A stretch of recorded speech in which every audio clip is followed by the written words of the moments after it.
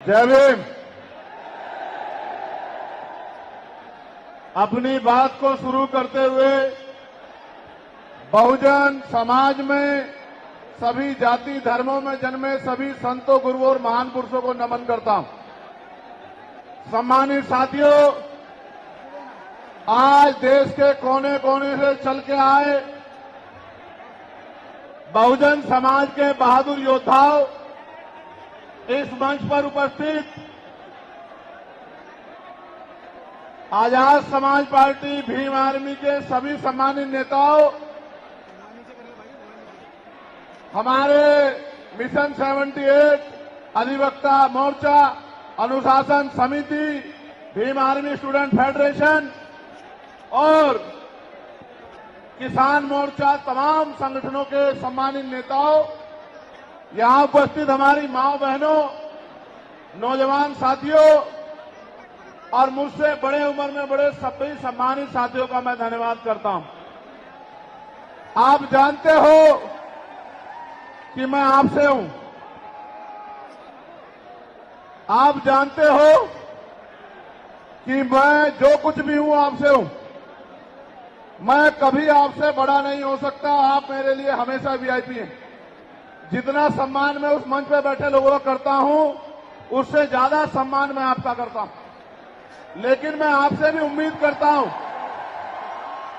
मैं आपसे भी ये उम्मीद करता हूं कि जैसे मंच पे बैठे हैं जिम्मेदारी से, सम्मान के साथ, ऐसे ही आप लोग भी जिम्मेदारी से बैठे, तभी आपकी इज्जत बढ़ेगी।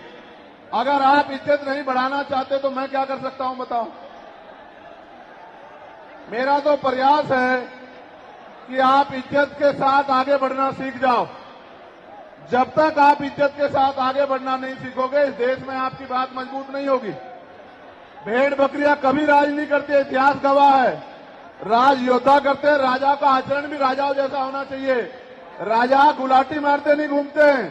राजा राजा होते हैं। राजाओं का आचरण जब तक आप में नहीं आएगा, तब तक आप राजा बनने की तरफ नहीं आगे बढ़ोगे। अगर बंदर को राजगद्दी सौंप दी जाए, क्या राज कर सकता है? नहीं कर सकता। राज करने के लिए राज जैसी सोच भी जो है अपने अंदर पैदा करनी पड़ेगी। सम्मानित साथियों, आज का जो आंदोलन था, आप और मैं जानते हैं कि वो हमने रामलीला मैदान में रखा था। कौन से मैदान में?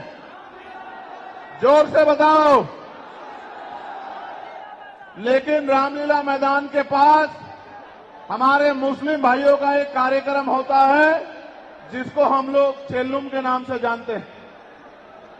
35-40 हजार की संख्या में वो लोग रोड से निकलते हैं और अपनी जो भी इबादत है उसको पूरा करते हैं। पुलिस प्रशासन का ये मानना था कि भाई पहले से ही वहां व्यवस्था अव्यवस्थित रहेगी, क्योंकि एक बहुत बड़ा आबादी, एक बहुत बड़ी जनसंख्या निकलेगी। अगर आपके लोग भी आ जाएंगे तो नुकसान हो सकता है, कोई टकराव हो सकता है, कहीं कोई आपराधिक तत्व का आदमी झगड़ा करा सकता है। तो आप अगर चाहें तो हम आपको परमिशन दे देंगे। लेकिन अगर आप खुद से मन में रखें और समझदारी दिखाएं तो ये समझौता, ये सम्मान का काम नहीं होगा। मैंने उनकी बात को सुना और मुझे महसूस हुआ कि हम प्रथम और अंत्य भारतीय हैं। हमारी भी भारत के प्रति उतनी जिम्मेदारी है जितनी कि दूसरे व्यक्ति की है। हम भी अपने देश को आगे बढ़ाना चाहते हैं। देश में भी जो हाशिए पे लोग हैं उनको आगे बढ़ाना चाहते हैं। तो हमें किसी भी तरह के अव्यवस्था में ना जाके अपने प्रोग्राम को कहीं और करना चाहिए। मैं जानता हूं कि जितने लोग अंदर हैं उससे 10 गुना लोग बाहर हैं, ग्राउंड में हैं, दिल्ली की सड़कों पे हैं, मैं जानता हूं। लेकिन आप महसूस करो, लाखों लोगों के पहुंचने के बाद भी एक मुझे देख के तो ये लोग उठ जाते हैं, वरना ऐसा नहीं है। अगर एक चींटी के बच्चे को भी कोई बे कह रहा है, ये देखो आप हमारी ताकत। ये है भीम आर्मी आजाद समाज पार्टी का बल। लेकिन मुझे आपसे बहुत सारी बातें करनी है। मैं अभी दूसरे देश में होके आया। मैं जब दूसरे देश में गया, मुझे उम्मीद नहीं थी कि इतना प्यार और सम्मान मिलेगा। आप ये देखो, मैं ऑस्ट्रिया गया तो लगभग 10 देश के लोग आए मिलने के लिए। जब मैं इटली गया तो कम से कम 40 देशों के लोग मिलने के लिए आए। हर आदमी ये कहता था कि भैया मैं अपने राष्ट्र की तरफ से, अपने देश की तरफ से, वहां रहने वाले बहुजन समाज के लोगों की तरफ से पैगाम लेके आया हूं कि भाई चंद्रशेखर आजाद हमारे स्टेट में भी आए, हमारी कंट्री में भी पहुंचे और आके अपनी बात को रखें। मैंने उनको कहा कि मैं आपके बीच भविष्य में आऊंगा, लेकिन अभी 11 तारीख को हमारी रैली है, लाखों लाखों की संख्या में हमारे लोग वहां पहुंचेंगे, तो मुझे पहले उनके बीच पहुंचना है, उसके बाद मैं समय निकाल के आऊंगा। उन्होंने मेरी बात को माना और 3 दिन का कार्यक्रम करके मैं फिर आपके बीच आ गया। जब यहां पहुंचा तो पता लगा परमिशन और इस तरह की व्यवस्थाएं खराब हो रही हैं। फिर मैं धन्यवाद दूंगा हमारी दिल्ली की टीम का, भाई हिमांशु जी का, भाई महेश जी का, उनके सभी साथियों का, जैन साहब का, कसाना जी का, जिन्होंने, समीर भाई का, जिन्होंने दिन रात एक कर दिया और इस परमिशन को करा के सीपी सिंह जी का कितना बढ़िया प्रोग्राम आप सब लोगों के लिए आयोजित किया। एक बार दोनों हाथ से तालियां बजा के दिल्ली की टीम का स्वागत करें। जब मैं दिल्ली का धन्यवाद कर रहा हूं तो देश भर में जहां से सबसे बड़ी ताकत हमें मिली है, मैं उत्तर प्रदेश की भी पूरी टीम का धन्यवाद करना चाहता हूं, क्योंकि हमारे हर एक आंदोलन में उत्तर प्रदेश अग्रणी रहता है। धन के आधार पे, संख्या के आधार पे उत्तर प्रदेश ने अपनी ताकत का एहसास पूरे देश को कराया है।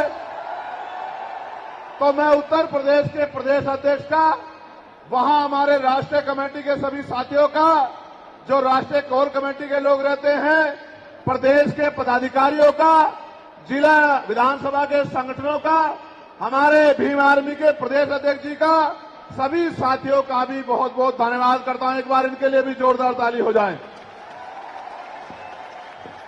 उसके बाद मैं और आप सब लोग मिलकर स्वागत करेंगे नगीना लोकसभा के लोगों का, जिन्होंने एक एक वोट डालकर आपकी ताकत को बनाने का काम किया। दोनों हाथ उठा के ताली बजा के स्वागत करें नगीना के लोगों का। नगीना के लोगों का धन्यवाद कर दूं? बताओ कर दूं या नहीं कर दूं? बताओ नगीना के लोगों की इज्जत करते हो नहीं करते हो? बताओ नगीना के लोगों का सम्मान करोगे नहीं करोगे?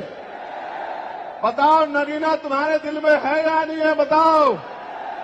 तो मैं नगीना के साथियों का भी बहुत बहुत धन्यवाद करता हूं।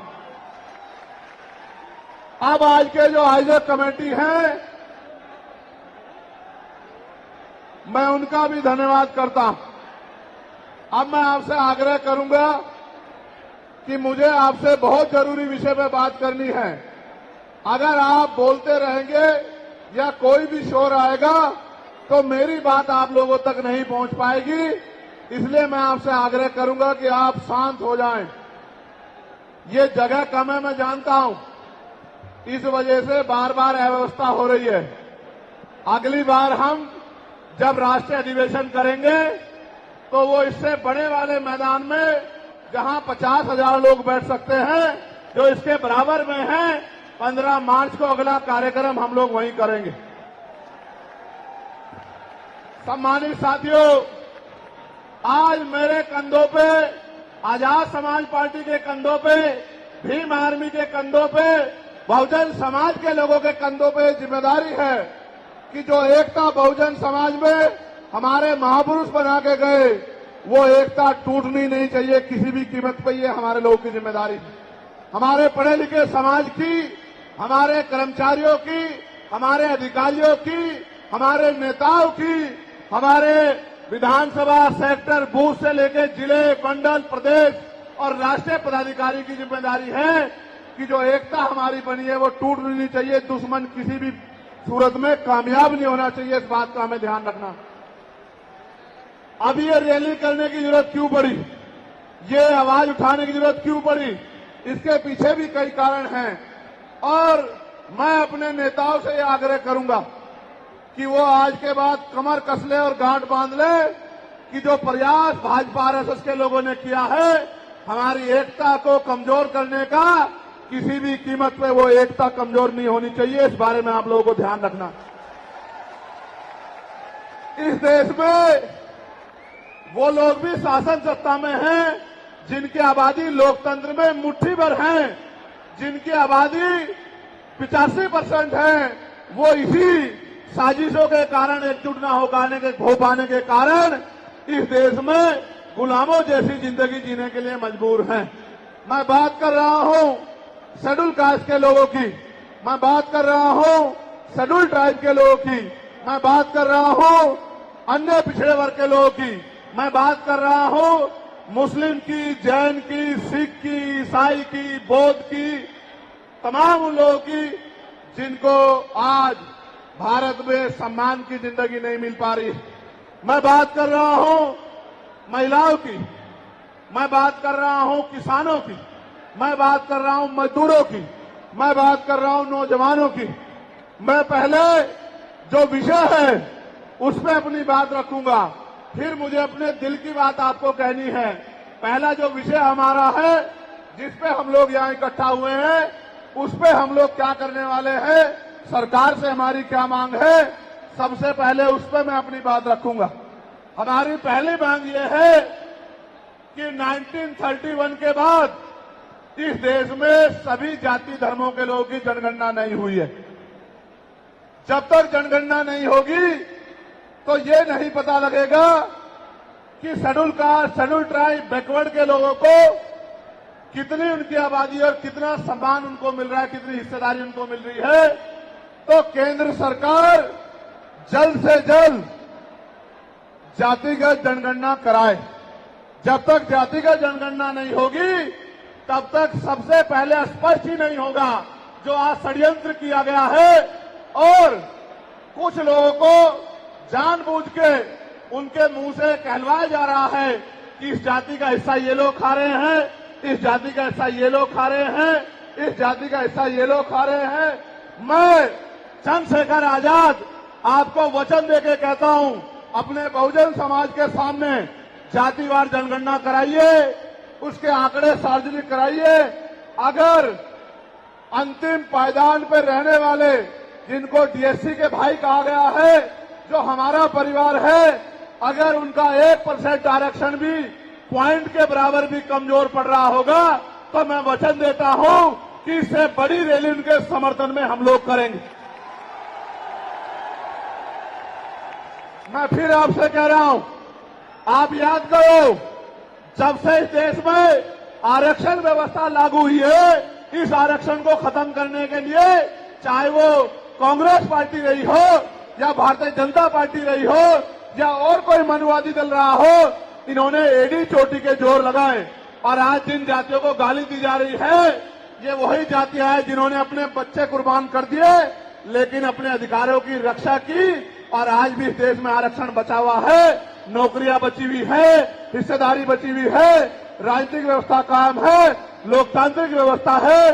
तो धन्यवाद करना चाहिए उन जातियों का जिन्होंने अपने प्राणों का बलिदान दे दिया, लाठी डंडे खाए, गोलियां खाई, लेकिन अपने अधिकारों को छीनने नहीं दिया। सब लोगों को उनका धन्यवाद करना चाहिए। कि schedule caste, schedule tribe, backward के लोगों को कितनी उनकी आबादी और कितना सम्मान उनको मिल रहा है, कितनी हिस्सेदारी उनको मिल रही है। तो केंद्र सरकार जल्द से जल्द जातिगत जनगणना कराए। जब तक जातिगत जनगणना नहीं होगी तब तक सबसे पहले स्पष्ट ही नहीं होगा जो आज षड्यंत्र किया गया है और कुछ लोगों को जानबूझ के उनके मुंह से कहलवाया जा रहा है कि इस जाति का हिस्सा ये लोग खा रहे हैं, इस जाति का हिस्सा ये लोग खा रहे हैं, इस जाति का हिस्सा ये लोग खा रहे हैं। मैं चंद्रशेखर आजाद आपको वचन देके कहता हूं, अपने बहुजन समाज के सामने जातिवार जनगणना कराइए, उसके आंकड़े सार्वजनिक कराइए। अगर अंतिम पायदान पर रहने वाले, जिनको डीएससी के भाई कहा गया है, जो हमारा परिवार है, अगर उनका 1% आरक्षण भी पॉइंट के बराबर भी कमजोर पड़ रहा होगा, तो मैं वचन देता हूं कि इससे बड़ी रैली उनके समर्थन में हम लोग करेंगे। मैं फिर आपसे कह रहा हूं, आप याद करो, जब से इस देश में आरक्षण व्यवस्था लागू हुई है, इस आरक्षण को खत्म करने के लिए चाहे वो कांग्रेस पार्टी रही हो या भारतीय जनता पार्टी रही हो या और कोई मनुवादी दल रहा हो, इन्होंने एडी चोटी के जोर लगाए। और आज जिन जातियों को गाली दी जा रही है, ये वही जातियां हैं जिन्होंने अपने बच्चे कुर्बान कर दिए, लेकिन अपने अधिकारों की रक्षा की। और आज भी इस देश में आरक्षण बचा हुआ है, नौकरियां बची हुई है, हिस्सेदारी बची हुई है, राजनीतिक व्यवस्था कायम है, लोकतांत्रिक व्यवस्था है। तो धन्यवाद करना चाहिए उन जातियों का जिन्होंने अपने प्राणों का बलिदान दे दिया, लाठी डंडे खाए, गोलियां खाई, लेकिन अपने अधिकारों को छीनने नहीं दिया। सब लोगों को उनका धन्यवाद करना चाहिए। लेकिन दुश्मन का ये षड्यंत्र है और दुश्मन बड़ा समझदार है। दुश्मन जानता है कि 2 अप्रैल 2018 के बाद में ये दलित समाज एकजुट हो गया था।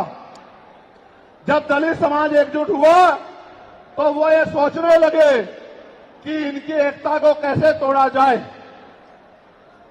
आप और मैं जानते हैं, जब हम मुट्ठी बनकर रहेंगे तो कोई हमारे अधिकारों को नहीं छीन सकता। लेकिन जब जब हम बट जाएंगे, एक उदाहरण के तौर पे बताता हूं, अगर आप झाड़ू की सिक्कों को इकट्ठा कर दोगे, वो सिक्के जो हैं एकजुट हो जाएंगे, उनको बांध दिया जाएगा तो वो सारा कचरा साफ कर देंगे। लेकिन अगर वो जो सिक्के होते हैं, अगर आपने उनको अलग अलग कर दिया तो वो कचरा साफ नहीं कर पाएंगे, वो खुद कचरा बन जाएंगे, उनकी कोई हैसियत नहीं बनेगी। इसलिए हमारे महापुरुषों ने बहुजन समाज में भाईचारे की बात की। और आप महसूस करो, बाबा साहब अम्बेडकर ने क्या नारा दिया? शिक्षित बनो, संगठित रहो और संघर्ष करो। हमें शिक्षित भी बनना है, संगठित भी होना है और अपने विरोधियों, बैरियों के खिलाफ संघर्ष भी करना है, अपने अधिकारों के लिए संघर्ष भी करना है। मैं जब देश के बाहर गया तो मैंने देखा कि वो लोग तरक्की कर रहे हैं, उनकी जिंदगी खुशहाल है, उनकी जिंदगी अच्छी बन रही है। लेकिन उनकी जिंदगी तो अच्छी बन रही है, लेकिन 75 साल की आजादी के बाद आज भी भारत में 80% लोग ऐसे हैं जो रोटी, कपड़ा, मकान से वंचित है, जिनको इज्जत की जिंदगी नहीं मिल रही। तो मैं ये देख रहा था, मुझे बड़ी खुशी हो रही थी। लेकिन जब मैं भारत की तरफ देखता हूं तो बड़ी निराशा हाथ लगती है। फिर ये महसूस करता हूं कि आज जो कुछ हमारे पास है वो हमारे महान पुरुषों की संघर्ष की वजह से है। अगर हमारे महान पुरुष संघर्ष नहीं करते तो जो आज हमें मिला है ये भी हमें किसी कीमत पे नहीं मिलता। आप जानते हैं, हमेशा आरक्षण के खिलाफ चाहे सुप्रीम कोर्ट हो या मनुवादी दल हो, सब लोगों ने आरक्षण को समाप्त करवाने के लिए एडी चोटी के जोर लगा दिए। और इसका सबसे बड़ा हमला इस पे कब हुआ? जब 10% ईडब्ल्यूएस लागू हुआ। मुझे माफी चाहते हुए कहना है कि हमारे दलों ने भी हाथ उठा के, जो हमारे पूर्व के दल थे, उनका समर्थन किया, जबकि वो आरक्षण पे सबसे बड़ा हमला था। अगर उसी दिन हम लोगों ने सड़कों पर निकल के अपनी आवाज को उठाया होता तो किसी की मां ने दूध नहीं पिलाया होता कि वो दोबारा आरक्षण पे हमला करने के बारे में सोच लेता। ये भाजपा के लोग जो सत्ता में बैठे हैं, इन्होंने वोट तो आपसे हमसे ली धर्म के नाम पे, भाईचारे के नाम पे, लेकिन सत्ता में आके ये लोग अपने लोगों का काम करने लगे, अपने महापुरुषों की विचारधारा को आगे बढ़ाने लगे और हम लोग रोटी रोटी के लिए मोहताज लोग, जुल्म जाति के शिकार लोग परेशानी की जिंदगी जीने लगे।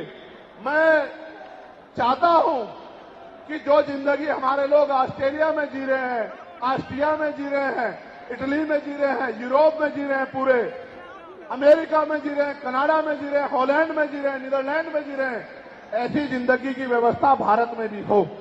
लेकिन ये तभी संभव है जब राजनीतिक शक्ति हमारे पास हो। अगर राजनीतिक शक्ति भाजपा और कांग्रेस के पास रहेगी तो हम लोग इज्जत की जिंदगी इस देश में नहीं जी सकते। इस बात को आप लोग मेरी ध्यान रखना। ये मैं नहीं कह रहा हूं, ये बाबा साहब अंबेडकर ने कहा, political power is the master की। राजनीतिक सत्ता वो चाबी है जो आपकी सारी परेशानियों का हल कर देगी। और राजनीतिक सत्ता जिनके पास है उनके लोग हजारों हजारों करोड़ रुपए लेके भाग जाते। उनके लोग उनके पूंजीपतियों के लाखों लाखों करोड़ रुपए माफ करते जाते। लेकिन अगर आपका 10,000 रुपए का बिल भी बाकी हो तो 10,000 रुपए का बिल भी अगर आप नहीं दोगे तो मुकदमा लिख के आपको जेल भेजने का काम सरकार कर देगी और आपके घर की कुर्की भी करा देगी। आप किसानों का, मजदूरों का हाल देख लो, आप नौजवानों का हाल देख लो इस देश में क्या है। तो हमारी सबसे बड़ी मांग ये है, आप समर्थन करके बताना कि आप इस पर सहमत हो या नहीं हो। बताओ, जातिवार जनगणना होनी चाहिए नहीं होनी चाहिए? एक सुर में बताओ, होनी चाहिए नहीं होनी चाहिए? साथ साथ इस देश में जातिवार जनगणना के साथ साथ जितने भी सरकारी संस्थान हैं, चाहे वो जुडिशरी हो जहां से हमारे खिलाफ लगातार फैसले आते हैं, चाहे वो आर्मी हो, चाहे वो और कोई सरकारी संस्था हो, सब लोग सब जगह पे आरक्षण व्यवस्था लागू होनी चाहिए। बताओ, होनी चाहिए नहीं होनी चाहिए? दोनों हाथ उठा के बताओ, होनी चाहिए नहीं होनी चाहिए? बहुत अच्छी बात। साथ साथ हमारी ये भी मांग है जो मैंने पार्लियामेंट में भी उठाई कि निजी क्षेत्रों में आप इस बात को समझो गौर करके, इस देश में 2% सरकारी नौकरियां, कितने परसेंट? जोर से बताओ। 98% प्राइवेट सेक्टर है। कुछ ऑर्गेनाइज है, कुछ अनऑर्गेनाइज है। आप ये देखो, 2% में तो बंटवारा है, लेकिन 98% पे पुरानी सत्ता वाले लोग और आज की सत्ता वाले लोग सांप की तरह कुंडली मार के बैठे हैं। ना वहां SC/ST के लोगों का कोई प्रतिनिधित्व है, ना OBC के लोगों का है, ना ही मुस्लिम लोगों का है।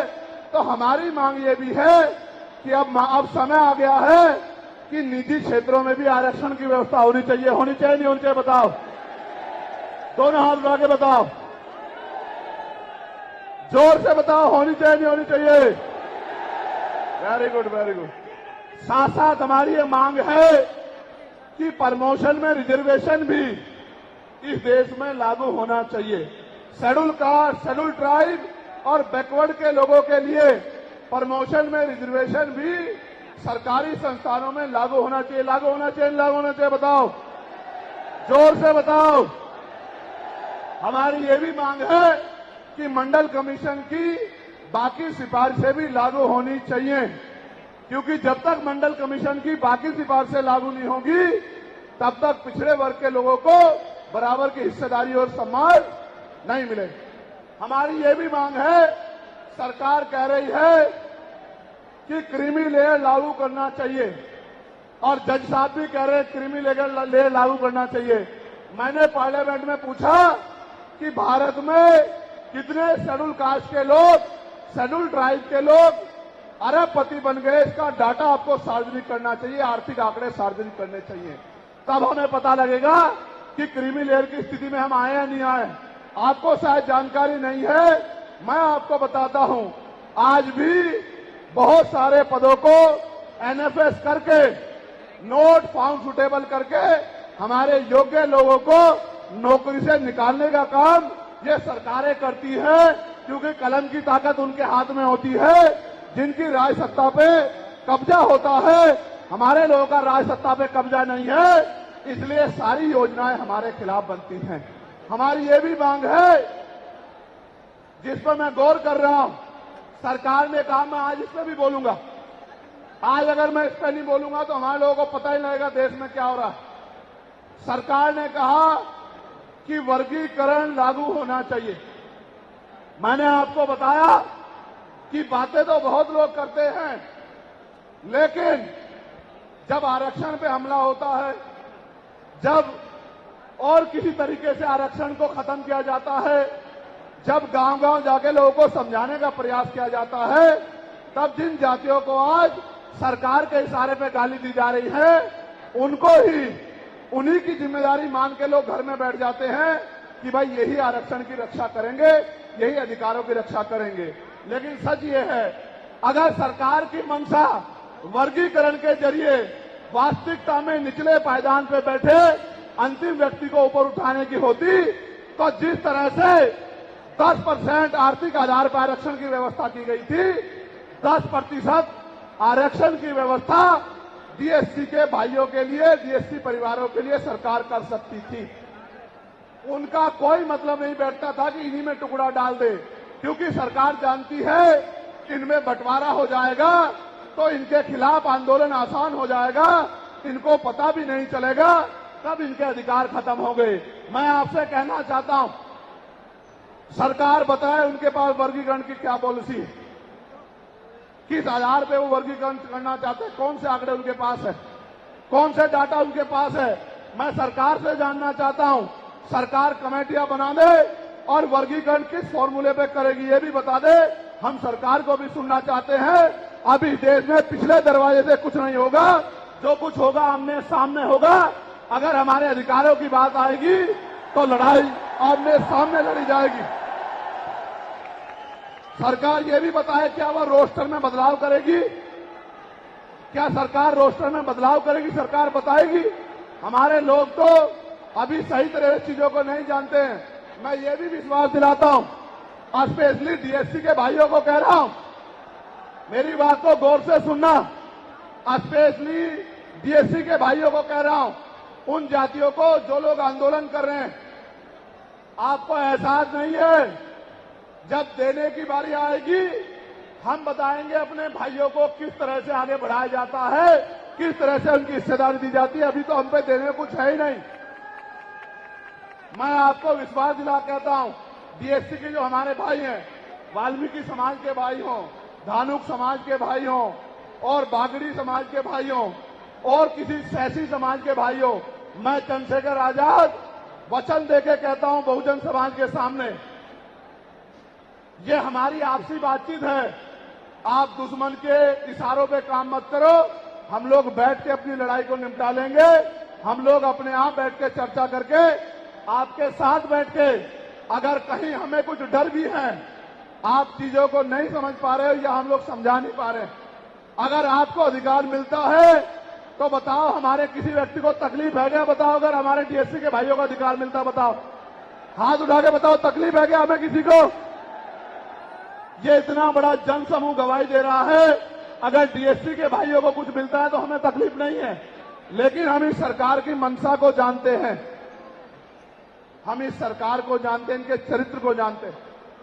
ये देना कुछ नहीं चाहती, ये तो इसको अटका के रखना चाहती हैं। आप ये देख लेना, इन्हीं के कुछ लोग पहले सुप्रीम कोर्ट चले जाएंगे।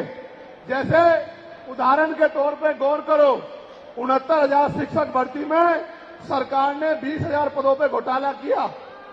हम लोगों ने आंदोलन किया तो सरकार ने 6,800 नियुक्ति की लिस्ट जारी की। फिर अपने लोगों को हाईकोर्ट भेज के उस पर रोक लगवा दी।